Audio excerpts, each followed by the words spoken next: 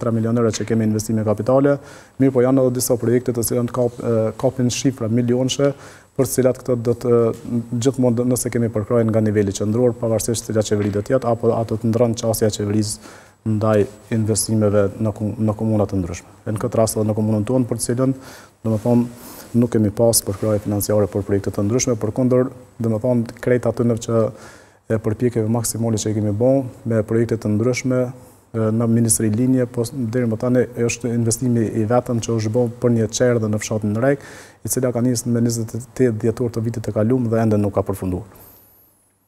Ndërkohë, sa i përket një çështje që është diskutuar edhe në të kaluarën ka qenë uji i pijes në gjitha komunat, në Kaçanek si qendron. Në Kaçanek është e vërtetë që gjatë 2 viteve të fundit, sidomos në pjesën urbane, kemi pas probleme me mungesë të ujit të pishëm.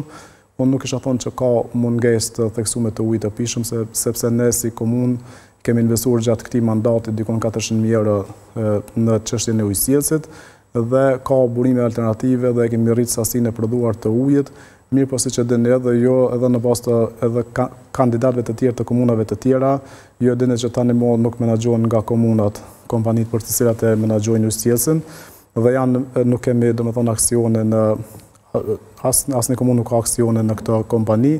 Menaxhimin e ka dikush tjetër, ndërsa neve sa në përket si investim kemi burime, kemi puse të ndryshme për të cilat nuk janë funksionale.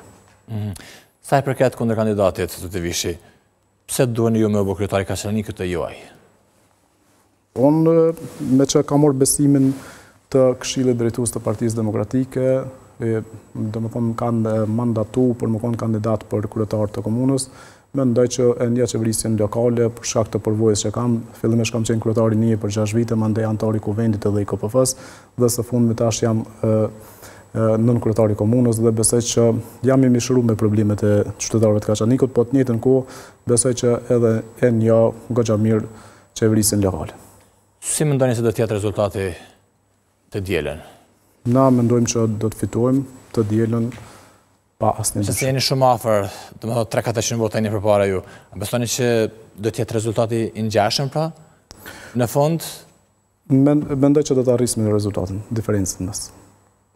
Ne veç ashtu kështu prim përkundër që kanë qenë 7 kandidat në komunën e Kaçanikut, një numër i madh në një komunë të vogël, por 7 kandidat kanë qenë dhe është shpërnda vota, ndërsa tash jemi 2 kandidat, edhe besoj që kemi. Si shkon pastaj grumbullimi i votave? Subjektet politike që kanë qenë në garë dhe kandidatët e pavarur, votat e tyre nga shkojnë, nga orientohen në Kaçanik? Unë mendoj që ne kemi pas në Kaçanik 7 kandidat, një prej kandidatëve ka qenë ndoshta edhe prej prumit të PDK-s, prandaj votuesit e Partisë Demokratike dhe ne i bojmë thirrje gjithë ata të cilët për herën e parë nuk kanë qenë në neve, do të kthehen në shtëpinë e madhe të Partisë Demokratike. A keni dialogu me ta për të u rikthyer kështu si komplet ose për të mbështetur apo kanë filluar të mbështesin individualisht? Besoj që kemi mbështetje ku të që përshkojmë, ka individualisht edhe votuesit e Partisë Demokratike po na mbështesin anë kont ku përshkojmë në komunën e Kaçanikut, por kështu koalicione thash para zgjedhore nuk kemi bën, për shkak që normal kemi marrë edhe mbledhjet të shtabit dhe nuk kemi bën asnjë koalicion para zgjedhore me asnjë parti politike. Por ju duhet koalicione se fitoni? Patjetër, çdo duhet. Dhe Vishu falenderojmë shumë që keni ardhur në klasë. Faleminderit edhe juve.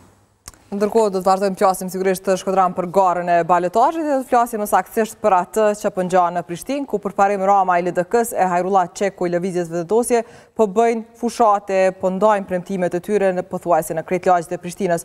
Njëri prej tyre sot shkoi në Breg